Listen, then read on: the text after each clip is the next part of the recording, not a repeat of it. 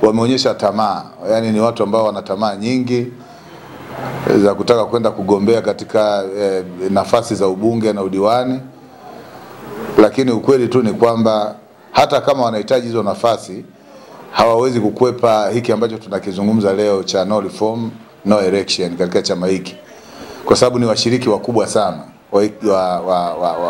wa mfumo huu ambao tuko nao au hii slogan ambayo tunaendelea nao. Kwa hiyo hawawezi wakakwepa jambo hili, kwa sababu walikuwa kwenye secretariat ya chama, lakini wengine walikuwa ni maafisa wa chama kwa miaka mingi sana. Sasa kusema kwamba eti wao wanaona kama chama hiki kuna watu wawili wanaamua chama hakikai, huo sio kweli. Kamati kuu imekaa imejadili kuhusiana na jambo hili ikiwa chini ya mwenyekiti Mbowe, lakini pia wameleta kwenye baraza kuu la chama kwa mujibu wa katiba, limejadili na limepitisha kwa sauti moja na wao wakiwemo. Lakini pia wakaleta kwenye mkutano mkuu wa chama, mkutano mkuu wa chama ukapitisha, na mkutano mkuu wa chama unapitisha ndio yenye sauti ya mwisho kabisa. Hasa wanavyosema kwamba wanaamua watu wawili. Sasa sielewi kama mkutano mkuu wa chama unakaa na watu wawili. Kwa hiki ambacho wanazungumza mambo ambayo kwa kweli ya uongo kabisa. Na kama wanazungumza mambo ya uongo, ni muhimu sana kuwajibu. Ni muhimu kuwajibu ili Watanzania waweze kufahamu kwamba hiki wanachokizungumza hakina maana yoyote. Lakini pia wamefika mbali zaidi, wanasema chama hiki kinaonekana kwamba hakitaki kwenda kugombea na hakiwezi kupiga hatua, kitakufa. Mimi nashangaa sana. Mwaka 2019 nikiwa bado ni mbunge, nimeshuhudia kabisa Chama cha Mapinduzi wakifanya mambo ya ajabu sana ya kuwaingua wagombea wetu.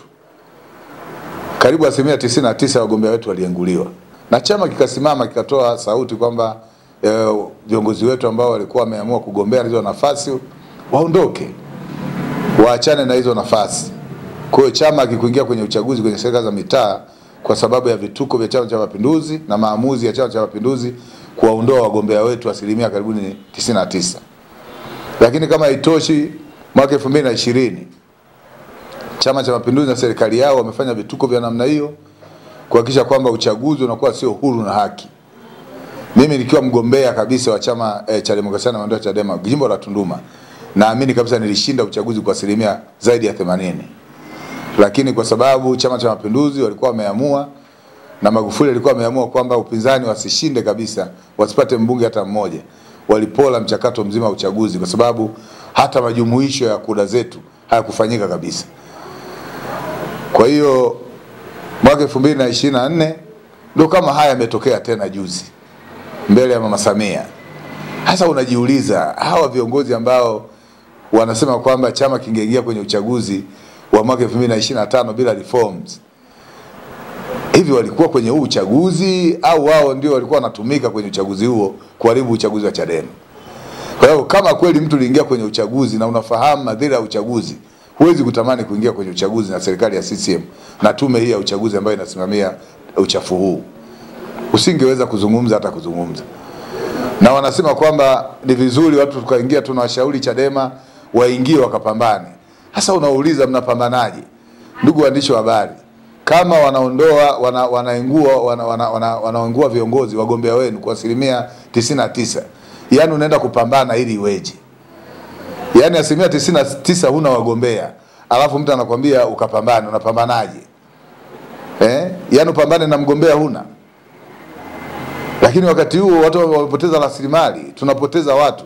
Sisi Tunduma mwaka 2020 watu zaidi ya 8 walipoteza maisha pale kwenye uchaguzi.